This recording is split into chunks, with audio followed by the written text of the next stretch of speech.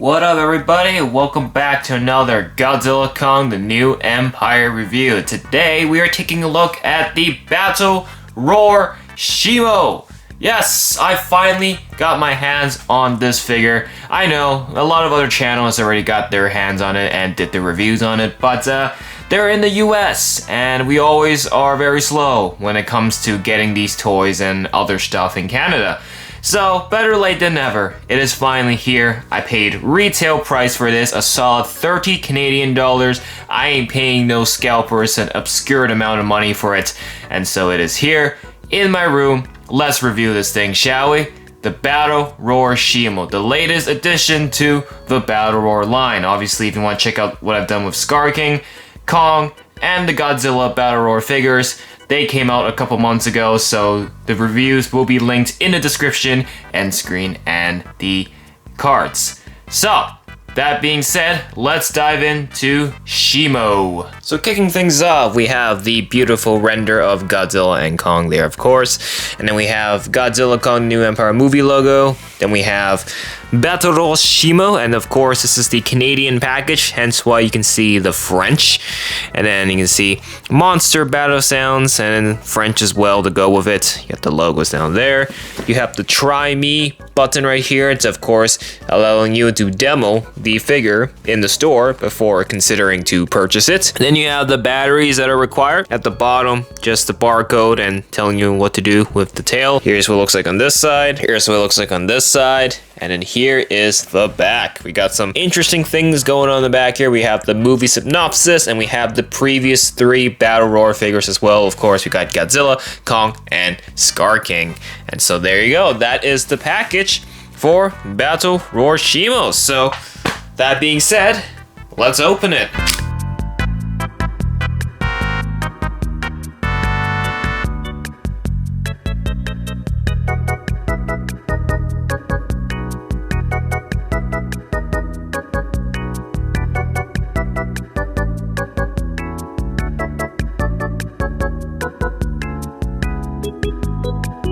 Alright, first things first, before we look at the figure, this did come with a little instruction sheet. I assume it's to show you what to do if the batteries are dead. So there you go, this is just a overview, showing you the battery features and everything that you want to know about the batteries. I don't know why there's so much info about it, but then again, it's in different languages, so I guess it's needed, but there you go. I just want to say, Playmates has actually improved the design of Shimo quite a bit with this figure.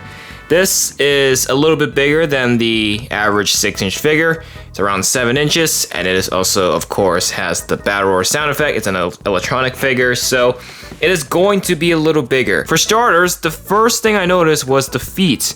There is articulation on the feet. Yes, I'll show that in a second, but they actually colored the toes, the claws.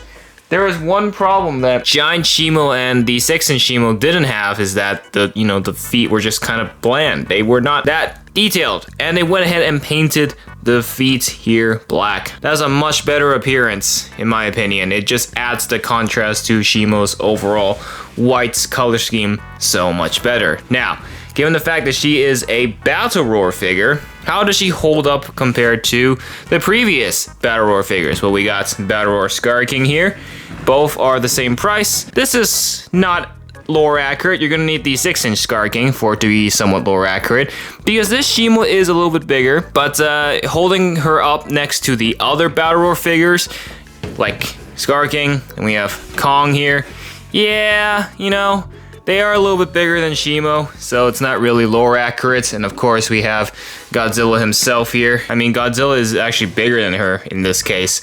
Quite the opposite of what it's supposed to be in the movie. But that is basically your entire line of the Battle Roar figures from all 4 main characters of the movie. So there you go. You can technically say it's complete. All 4 Battle Roar figures. And I could definitely say they have definitely improved on the Battle Roar figures in this movie compared to GVK. We had some pretty goofy looking figures last time with the previous iterations of the Battle Roar figures. The only good one that came out of it was Mechagodzilla. In this case, I can say all 4 of them look pretty solid, especially with Kong. But Shimo is a new character, so there is no previous iteration of her. And I think Playmates already has a great start with her. Now, if you want something a little bit more lore accurate, here's your classic 6-inch Godzilla evolved. Now you pair him with this Shimo. That is somewhat more lore accurate. Not entirely accurate, but it is definitely more accurate. And then here's Giant Shimo. Of course, I just reviewed her earlier in the summer. There you go. I mean, she is 11 inches, and then this one is 7 inches, so take it what you will. You know, obviously one has sound, this one is bigger, more articulation, but this also has articulation, so, you know, you're not really missing much. But of course, they do each have their respective special abilities. You know, pricing is obviously another big difference, so up to your judgment, but I'm giving you both to take a look at, and let's add in the 6-inch regular version as well, the cheapest one of the bunch here. There you go. That is the regular Shimo, Battle Roar Shimo, Giant Shimo. But going back to this Shimo, yeah, definitely Playmates has done quite a bit of this particular one. Now, it doesn't mean it is the best. It doesn't mean it's perfect. For starters, this instantly bothered me the second I saw it. The curse of the screw holes. It wasn't so bad with Godzilla, Kong, and Scar King's case, but Shimo's here really stands out, and not in a good way at all. My goodness, they have just pierced acupuncture holes under her belly. That is just not good. It just doesn't look good. I know this is the side that majority of people aren't gonna see, but when you have the figure in hand, you just look at it and you're just gonna be like, what? That does not look pleasant. It stands out. The one that stands out the most is the one under her neck. If you look at the figure from the front, you're gonna be able to see all 3 holes right here. It's just not a pleasant sight to see. And I just wish there was a way Playmates can actually camouflage the screw holes. I know they're necessary, but doesn't mean you can't camouflage it. You very well can camouflage it. So why haven't they done that? And that's a big problem with the big figures as well, especially the giant figures. The mega figures also had that issue as well. So I don't know why they just can't patch it. You know, figure out a way to just put some paint over it. It's not even that much. You know, it's just probably cost you like literally nothing to just patch the screw holes back up so you don't really see it. The second thing I have a gripe with is her actual battle roar, the sound that she makes. I played the battle roar off camera when I first got this figure, and I don't know how to feel about it. I guess we'll dive into that one first before we show the articulation. This is her battle roar. So of course the button is on the right side of the figure, on her shoulder here, pretty obvious a spot. And of course when you press it, her mouth will open and will make the battle roar. But this is the battle roar that they've chosen for this figure. So that's one. Number 2.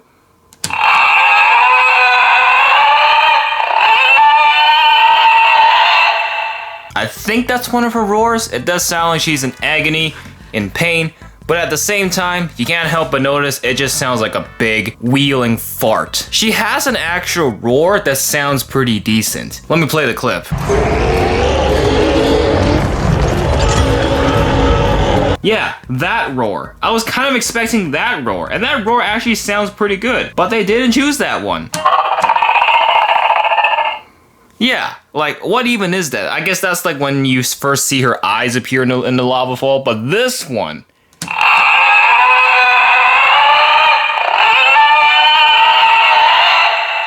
Like, it's not terrible, but I definitely think there is room for a better roar. There could have been a better roar Playmates could have chosen to program into this figure. Also, this is where the speaker is, so it is actually quite loud, you know, even though it's facing downwards. Also, the batteries is right here. This is where you change it. When you play the battle roar, it's pretty loud because the sound is just bouncing off the surface. So unless you're playing with this figure on carpet, it's gonna be a loud figure. It's actually the loudest compared to the other 3. I'm a little bit conflicted about the battle roar feature itself. The feature is great though, you know, you pushing the button, mouth opens right here. That's great, but I'm talking about the sound, the actual roar she makes. I'm a little bit conflicted about that. Battle roar aside, looking at the figure, the colors is indeed very nice. We have the classic white and blue color scheme.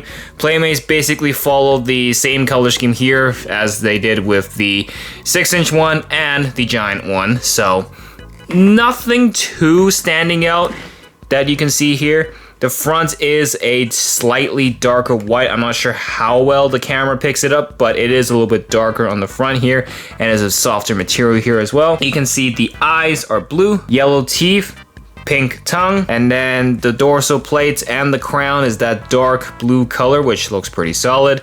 And then the tail is fading between blue and white, similar to the other Shimos. Now, I'm not too bothered by the discontinuation of colors going down here. I mean, that's one major complaint I had with pretty much all the other figures, the smaller figures, and it doesn't bug me that much here. It's all right in my opinion. I do like the fading. It adds a cool effect to it, so I'm happy enough because they actually colored the claws. I mean, the claws in her feet are black. They colored it. There's details, so that's enough for me. Now, articulation-wise, usually the Battle Roar figures are very limited in articulation. I mean, for starters, you literally cannot move her head. Her head is stationary, stuck in one place. Don't try moving it. There's no ball socket there to articulate it at all. But her legs do have quite a bit of space. Look at that, lots of articulation space. All the way to the back like this. Like, that is pretty good. You can move it all the way up front like this. Like, there is good articulation. There is good playability. And on top of that, her feet have articulation. Look at this. You can bend the feet.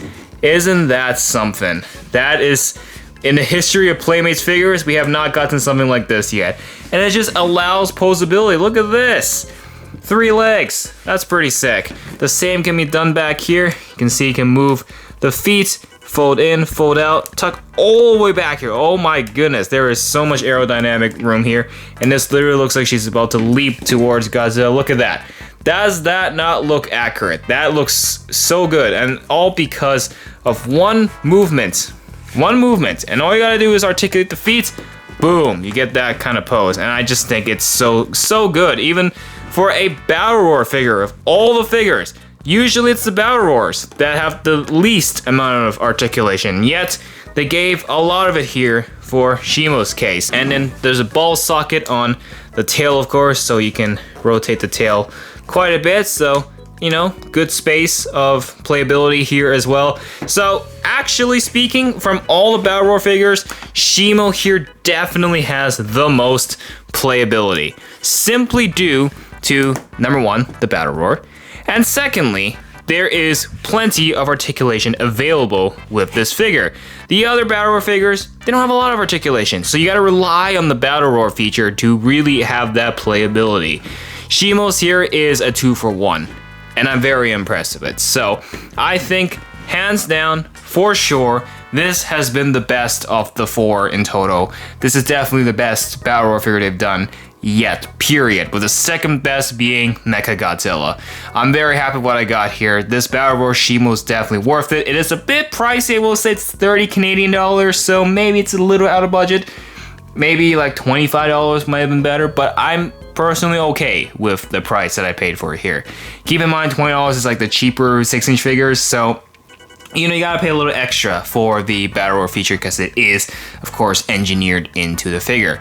Of course, the only 2 things that have kind of bothered me about this figure is, of course, the Battle Roar sounds itself. They could have picked a better roar, and, of course, those bloody screw holes. I mean, even from this angle, you can see it when you look under her belly. It's just not pleasant. My final score for this Battle Roar Shimo is a 7 out of 10.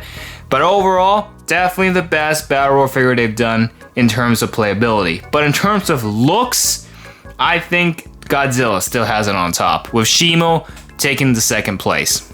That's my opinion. So let's see if you agree with me or disagree with me by leaving a comment in the comments down below. As for now, that's all I gotta say for the Battle Roar Shimo. If you want to check out the previous Battle Roar figures I've done, they are available right after this video. Go check them out.